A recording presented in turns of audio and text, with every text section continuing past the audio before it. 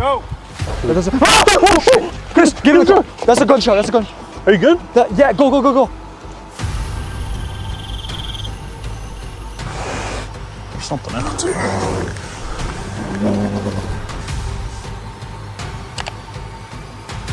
Right in front of you. Oh! No, no, no. That's not it.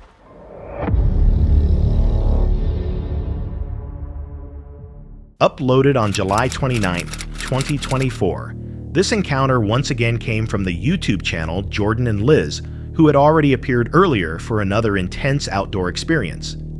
This time, their van life journey brought them to Grand Teton National Park in Wyoming, where what began as a routine hiking day quickly turned into something far more frightening. The morning started calmly. The couple woke early, planning to complete 3 scenic hikes. The air was cold, but the sky was clear and conditions seemed ideal. Rather than taking the crowded boat shuttle, they chose to walk the 5-mile round-trip trail. Surrounded by Wyoming's signature landscape, towering mountains, thick forest, and glass-still lakes, the hike felt peaceful at first. That calm ended abruptly when they encountered a woman rushing toward them in visible panic. She warned them to turn back immediately, saying a bear was coming straight down the trail behind her. Go! Go, bear! Go! Hey, bear! Go, bear! Oh my god, it's coming. Go! You have the spray? Go, bear! Go! Hey! Go! I'm sitting right here. Go!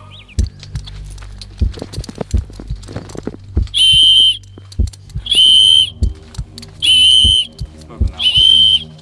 Go ahead. Keep going. Keep going.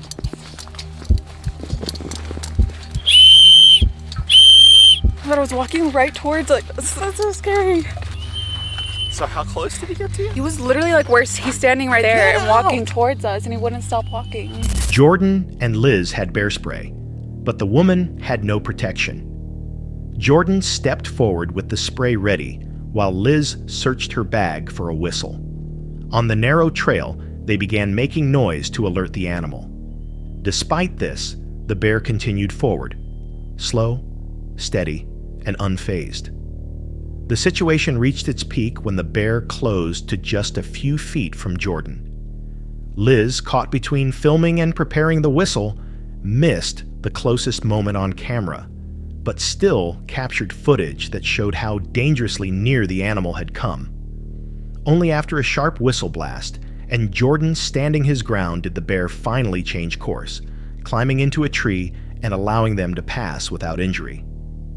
Later, Liz described the experience as feeling like a real-life survival show. So I'm the worst camera person ever because when I saw the bear, I'm saying I'm the worst camera person ever because when I saw the bear, I freaked out. And then I went to get the whistle out of the bag. I was like, I have a whistle in my bag because we were screaming at the bear and it wouldn't go away. And the lady's like, get the whistle. So then I got the whistle and I freaking ruined the shot. So we were hiking and it's like a very narrow trail and some lady turns around and she's coming towards me and she's like, turn around, walk fast, don't run. I'm like, what's wrong? She's like, there's a bear coming. Like right now it's coming towards you. And she's like, yeah, it's coming towards us on the trail. Do you have bear spray? Because she didn't have anything. We're like, yeah, we have bear spray. Jordan had bear spray. I had a knife. Not that I'm going to use it because like, what am I going to do against a bear? So Jordan goes in the front and he has the bear spray like ready just in case. And then we're all like, the 3 of us being like, hey bear, like trying to get it to go away. I felt like I was on an episode of Naked and Afraid. And it wouldn't go away. It was literally just walking towards Jordan like if it was a dog who wanted to get pet or something. So I had to get the whistle out of my bag. And while I was doing that, I kind of missed the part where it was closest to Jordan. And then when I blew the whistle and Jordan like kind of walked towards it, it went up into a tree. And then we were able to pass. So he was holding the bear spray like this while we were passing, calling it one of the most terrifying moments they'd ever faced. Jordan, though outwardly calm during the encounter, admitted the standoff was both thrilling and deeply unsettling. They tried to decompress afterward with a swim in Jenny Lake, but the stress lingered. Liz briefly felt faint and dizzy, likely from a mix of adrenaline, cold water, and exhaustion. She recovered quickly, and both reflected on how critical their bear spray, whistle, and composure had been. Encounters like this underline how unpredictable wildlife can be. The bear never acted aggressively, but its calm persistence was enough to test anyone's nerves. Preparation and knowing how to react likely made the difference. If you were in their position, would you have stood your ground with spray ready or backed away and risked triggering a chase? Uploaded in 2024, this story comes from the channel Cora and the Explorer, run by Keith and his golden doodle, Cora. On this trip, their wild camping plans took them into the Dungeon Gill area of England's Lake District, with the goal of pitching camp near Harrison Pike. From the outset, conditions were unstable. Strong winds were already funneling through the valley. Hello and welcome to K&C Outdoors. I'm Keith and this here is Cora, my golden doodle. I think she's classed as a miniature one. So we're out today in the Lake District, in my most favourite part of the world, and actually the most favourite part of the Lake District as well, which is Dungeon Gill. And we're going to be making our way up to Harrison Pike for a wild camp tonight, and we'll have a good time. But it's been quite damp today, which isn't a bad thing really, because I'm trying out some new gear. Sorry. I had a Paranormal smock a year or two ago, and I didn't get on with it at all. It leaked a lot through the zips and I wasn't best pleased. But recently I've tried out this Valise jacket and it's been really good. There's a review on my channel, I'll pop a link somewhere. But today, I don't know if I can show you properly from here, I'm trying out these Paranormal Valise Cascader waterproof trousers. So we'll see how they go, and I'll pop a separate review on anyway, because this trip isn't about reviews, it's about the beautiful Lake District, a really nice walk and a wild camp. So I'm going to crack on. Setting the stage for what would become one of Keith's toughest nights outdoors. At first, the hike felt manageable. Keith had packed new waterproof gear, which quickly proved essential. As they climbed higher, runoff from the surrounding hills transformed the trail into fast-moving streams. So where we've just crossed here, and normally it's really straightforward, just stepping across a couple of rocks, but today it was really treacherous. Cora, I had to put a lead on her, which was a good job, because she actually nearly went taken by the water, pulled her back as she slipped. At one crossing, the water surged so strongly that Cora nearly lost her footing, a clear sign that conditions were worsening. Farther up, dense fog rolled in, cutting visibility to just a few feet. The landscape that had once looked scenic became cold, gray, and hostile. Finding a place to camp was even more challenging. Every potential spot was either fully exposed to the wind or completely waterlogged. With daylight fading, Keith settled for a sloped patch of ground just below the summit, uneven and far from ideal. He pitched the tent as the weather continued to deteriorate. By nightfall, violent winds tore across the ridgeline, slamming into the tent, flexing the poles and testing the structure's limits. Well, the wind's really getting up now.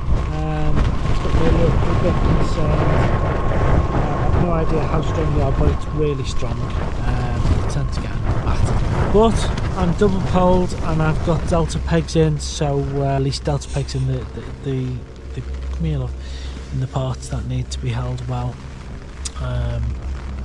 So hopefully it'll hold up well through the night. These little moments of calm and then just starting again. So I've just put my little wind meter out. I don't know if it's showing, but there you go. It's showing at the highest with the gust 70 mile an hour. But as I say, the double pole, it seems okay. But I'm certainly aware that we might have to bail if it gets any worse. Don't want to, we're quite high up and it's a long way down. See how the night takes us anyway. But for now, oh jeez, see you soon. Genuinely got me a bit worried now. wind unbelievably strong. I'm hoping we don't have to bail because it's a long way down to Langdale. But this is the most worried I've ever been camping.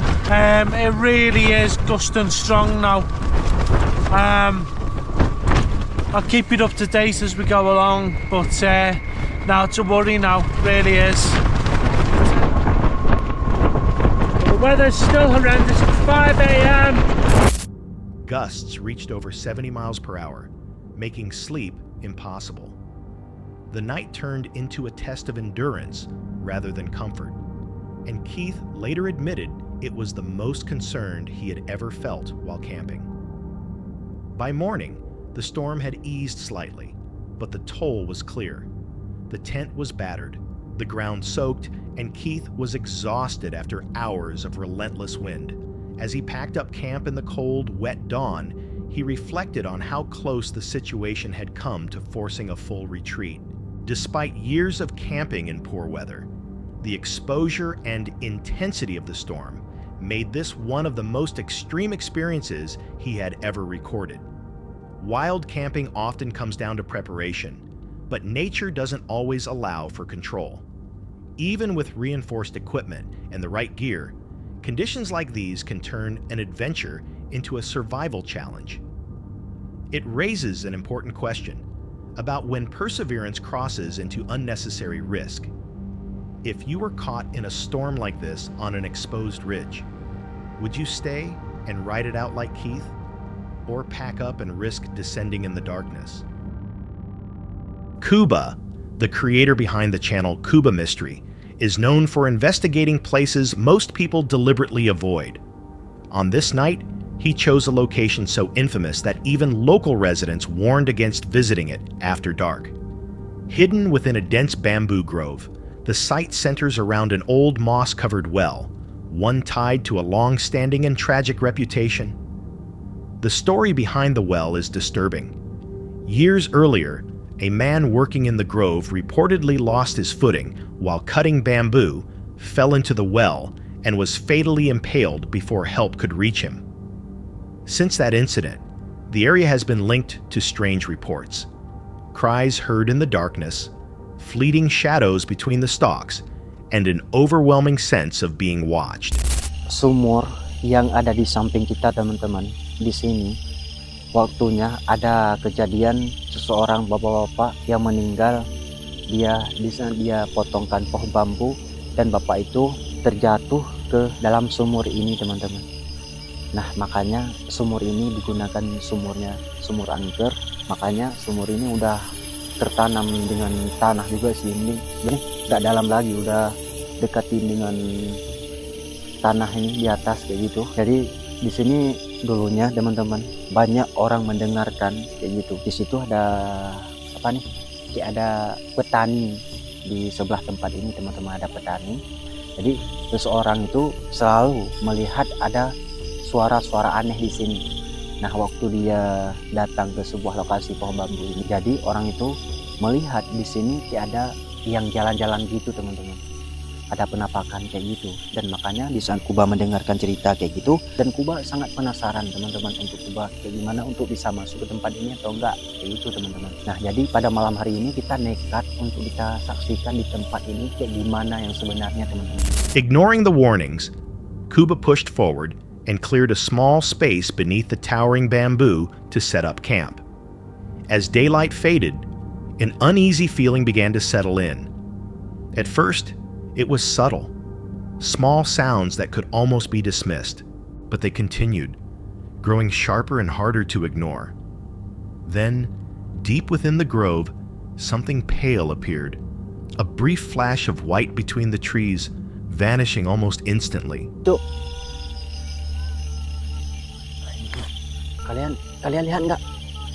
Hah? Kalian lihat? Allahu Akbar.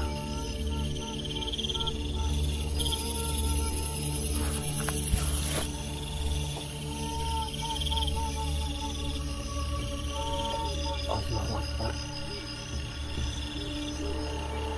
Apa mungkin perasaan Kuba di depan kayak ada melihat sosok putih gitu, tapi nggak tahu itu apa. Astaghfirullahalazim. La ilaha illallah.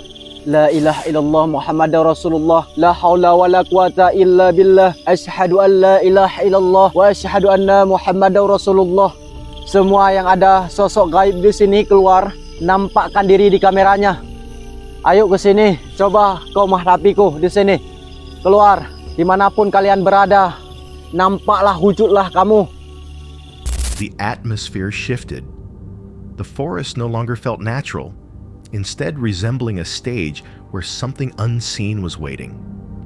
In Indonesian folklore, bamboo groves are often associated with wandering spirits, particularly sorrowful female figures tied to unresolved endings. Whether Kuba believed these stories or not, the timing of the events was difficult to overlook. He tried to follow his routine, lighting a fire, preparing food, but nothing felt normal. Once again, the faint white shape appeared between the bamboo, closer than before, yet never fully visible.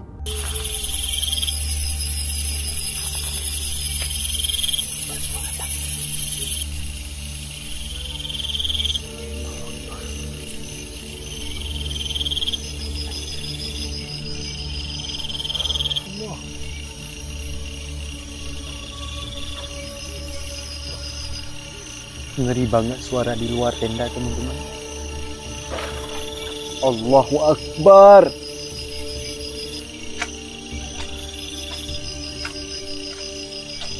Takutnya binatang buas datang ke sini. Halo?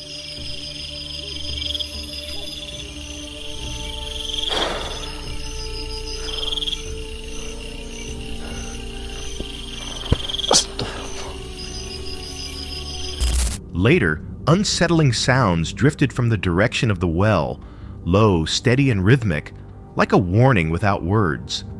Sleep became impossible. The night turned from documentation into endurance, as Kuba struggled to keep both the camera and his composure steady. By morning, the activity stopped. The oppressive feeling lifted with the sunrise, but the silence that replaced it felt heavy. Kuba offered little commentary as he packed up, but the impact of the night was clear. Whether coincidence or something beyond explanation, the experience seemed to mirror the local legends surrounding the grove. Some would say fear and expectation shaped what happened. Others might believe the signs pointed to something still lingering near the well. So was Kuba simply reacting to stories and isolation? Or did he truly encounter something hidden among the bamboo shadows? On August 13th, 2023, Joseph, the creator behind the YouTube channel 50/50 Fishing, decided to break from his usual water-focused content. Rather than sticking solely to fishing, he planned a camping trip.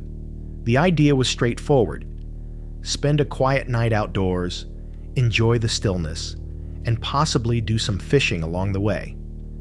What was meant to be calm and uncomplicated, however, quickly became one of the most disturbing nights he had ever experienced.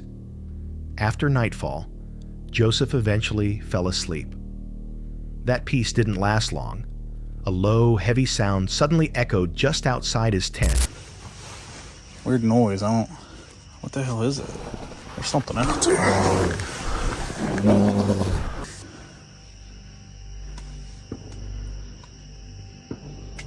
Yeah, that sounds like a bear, like for real. Oh shit! I think it stopped, man. It like pushed my whole tent in right here. About to go look. I'm gonna wait a little bit. I thought I heard it kind of run away. What the fuck? I don't know how the fuck I'm gonna sleep now. It wasn't the typical movement of wildlife in the distance, or the shifting of branches. It was the deep, unmistakable growl of a bear. The sound moved around the campsite, circling closer with each pass. Every time it returned, the growl seemed louder and more threatening, a constant reminder that only a thin layer of fabric separated him from a massive predator. The forest felt smaller, tighter, as the presence pressed in, making it difficult to steady his breathing.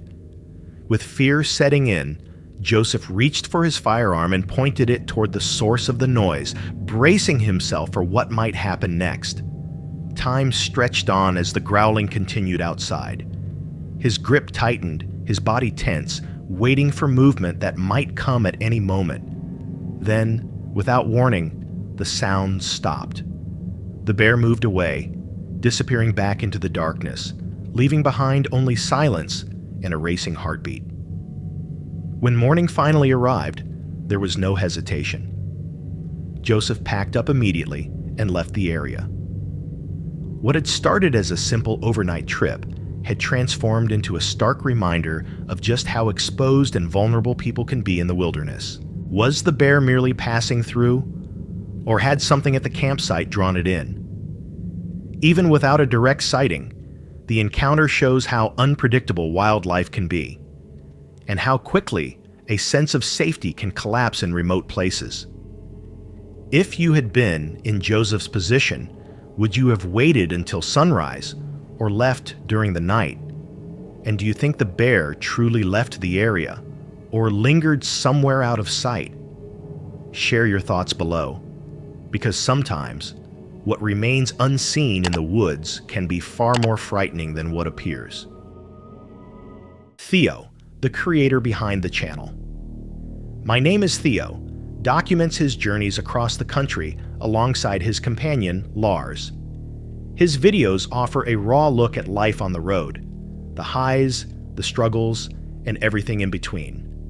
But during one stretch of his cross-country travels, Theo learned that the quiet of the wilderness can feel far more intimidating than the constant noise of any city. After a long day behind the wheel, Theo began searching for a place to sleep and settled on a dispersed camping location listed within the wide expanse of Talladega National Forest in Alabama. We found this spot, Talladega National Forest. From what I've read, it seems like it's got dispersed camping. It's like 50 minutes away, and it's close to where I'm going, so it's not out of the way. Because from right here where I am right now to where I'm going tomorrow, it's like, wait, hold on, I think it might actually get me closer. Okay, I just realized that it actually... On paper, it seemed ideal, secluded, quiet, and conveniently positioned for the next leg of his trip. Once he arrived, however, the atmosphere was anything but comforting. Super sketchy. This is the campsite, apparently, and I can just park, I guess, anywhere. I don't see anyone here. This is like super duper sketchy.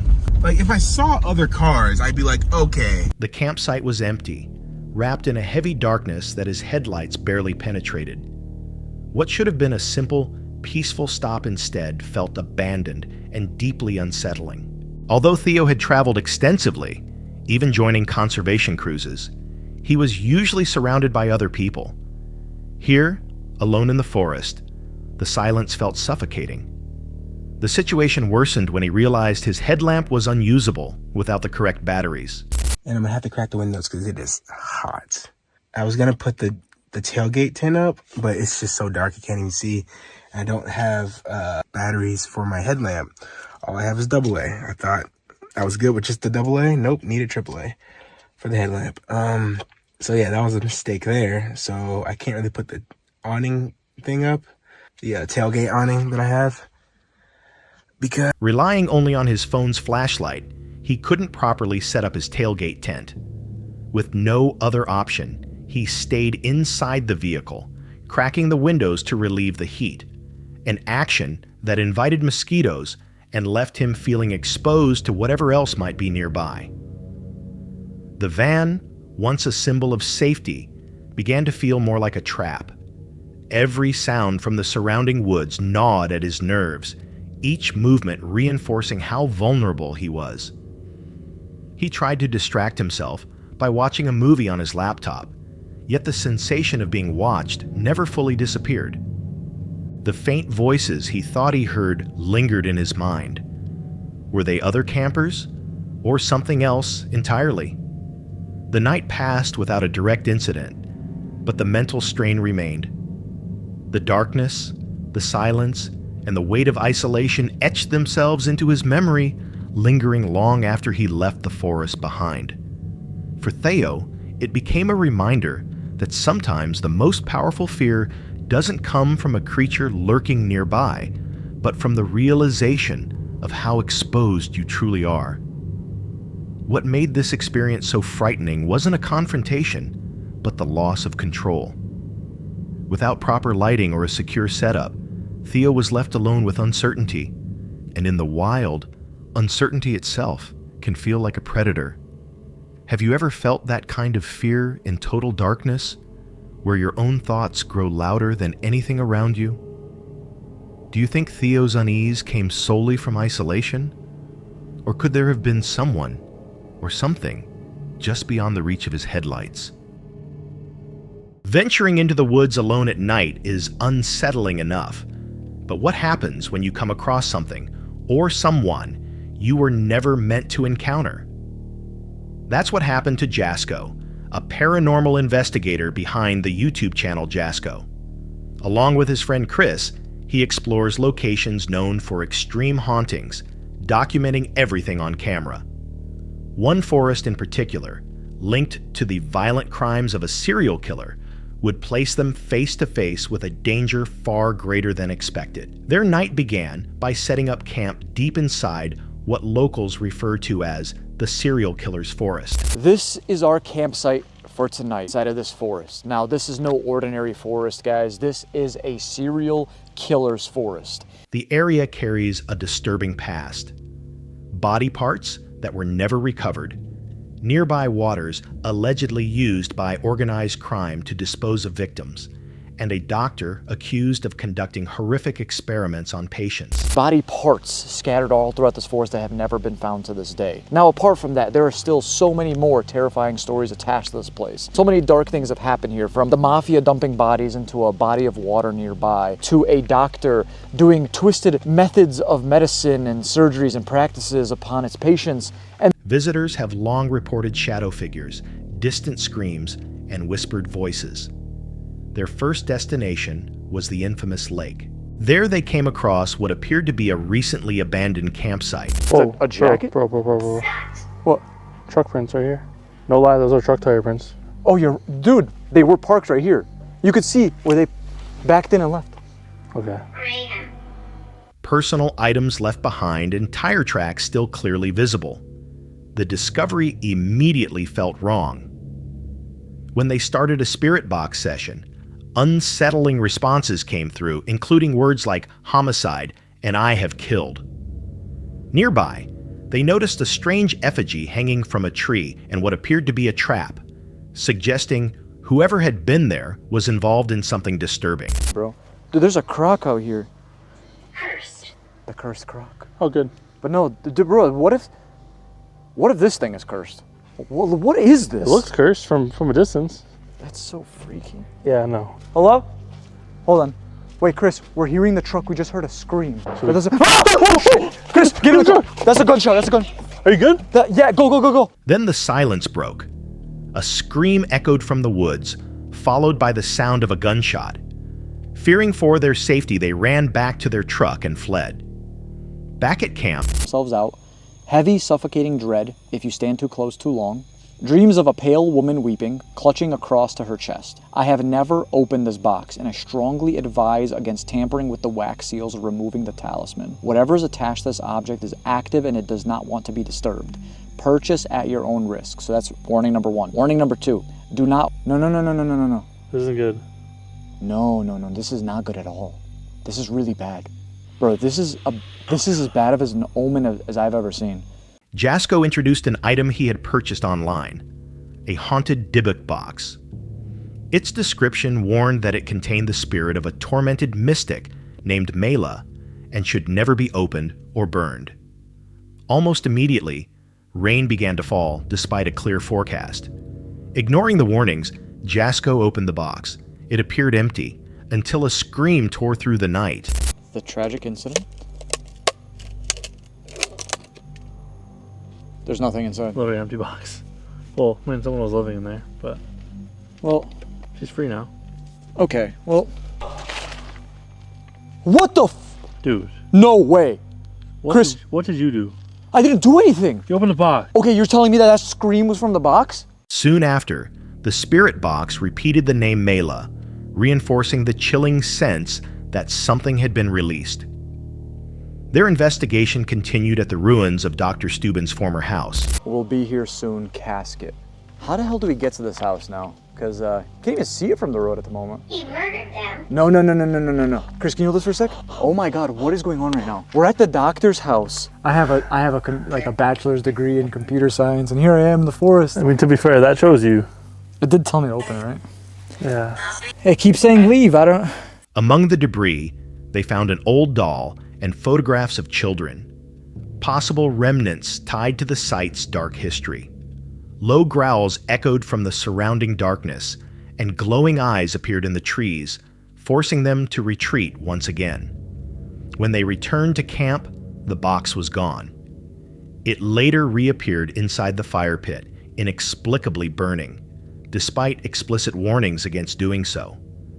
Ominous spirit box responses followed, making it clear they were being watched. Oh! No. That's not it. Are you sure? Here, can you hold this for a second? Are you serious right now? I don't think that's it. Are you positive? Leave yourself.